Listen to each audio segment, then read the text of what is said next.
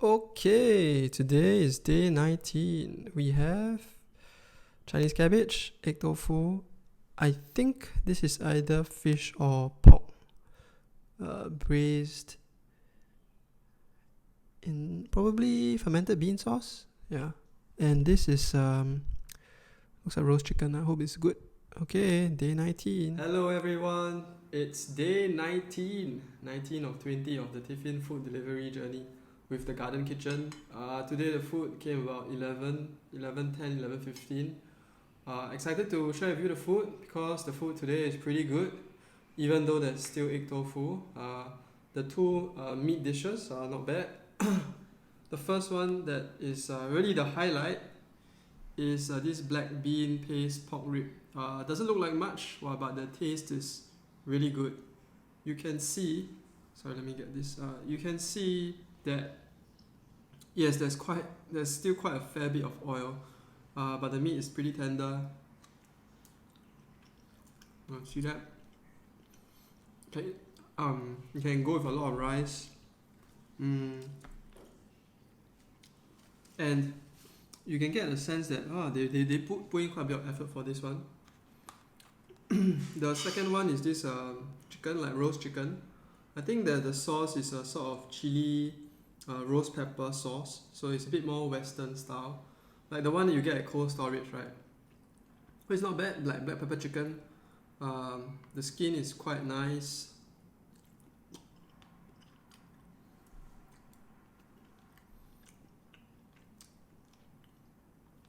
So this is a black pepper, like a bit like roasted pepper chicken. Yeah, right. You can see the meat. It's not bad. They give you Thai meat, so pretty good. Chinese cabbage. Today's one is a bit older. There's a bit of a slightly funky Chinese cabbage taste. Like they cook it in such a big vat, big batch, perhaps. So that I think you still get a bit of the vegetable smell.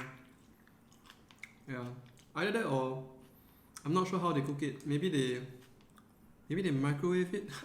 I really don't know.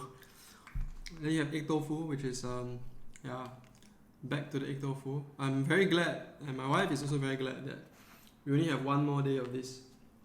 Again, this is not a sponsored post by Garden Kitchen, but I think so far the Tiffin journey has been quite good. I haven't had too many complaints about it. I think it checks the boxes for something a bit more healthy, convenient. At the price point, if I want zi cha or like cooked restaurant food, I think it still serves that pretty well. So I think in this day 19, you really would know more or less what to expect from the garden kitchen. There will always be one meat dish that's really, really not bad, that can go with a lot of rice. Then the other three dishes are generally hit and miss. Vegetable will always be generally alright. Then one dish usually is a disappointment. It could be egg tofu, potatoes with sausage, crab meat, steamed egg, any one of those, right? Vegetable. And then another meat dish that could be a hit. Today is not bad or a miss. Yeah. So that's day 19. We are glad that we don't have to undergo this for another 2 more days. Just 1 more day and we're done. So today I'd just like to quickly talk about how you should keep your policies. As some of you may have many policies acquired over the years, it's always good to take a stock take, right? And to find ways to keep them and to know exactly what you have, what does it cover, what do you expect it to do for you. So do consider to take a policy summary or to make your own policy summary and review it regularly, and put your policies in a place that other people can get to easily, especially if something were to happen. Also, inside your policy summary, you may also want to put in who you nominate if you have done any nomination, you may also want to put in your nominees also. Do also inside the policy summary consider to put in who your next of kin are and who they should contact, right? Should there anything happen to you. So today I'd like to talk about how to organize your policies, some tips. The first one is to look at evaluating. So you need to gather all your policies. There are many different types of policies that you may have. It could be, for example, life insurance, or it could be just a simple home insurance or a personal accident insurance, etc. etc. You need to list all of these down and to find each policy document. And then from there, when you have all these data, you see which one is necessary, as well as you may want to compare with what else there is on the market, assuming that your health condition has not changed and you think that it is not going to change for maybe the short term, right? Now, if you have a medical condition, then it's not advisable for you to make any changes to your policies. So take some time to evaluate your policies. That is the first step. The second is to organize. So you need to organize all your policies into different columns and pockets. For example, life insurance, term insurance. So I will organize by does it cover me, the person? Does it cover the house? For example, a home and fire insurance, right? If you have a spouse at home, maybe you may want to do one for yourself, one for your spouse. If you have children, you may want to do a file just for your children, right?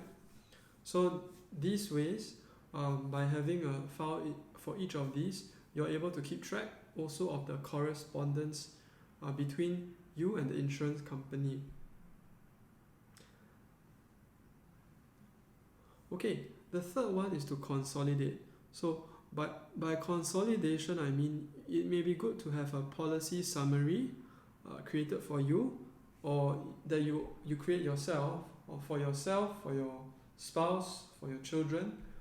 And with this policy summary, you can refer to it moving ahead, so that if you ever need to refer to it, maybe you forgot some details, right? You can always look at it, and then you remember, oh, okay, this covers me for illness.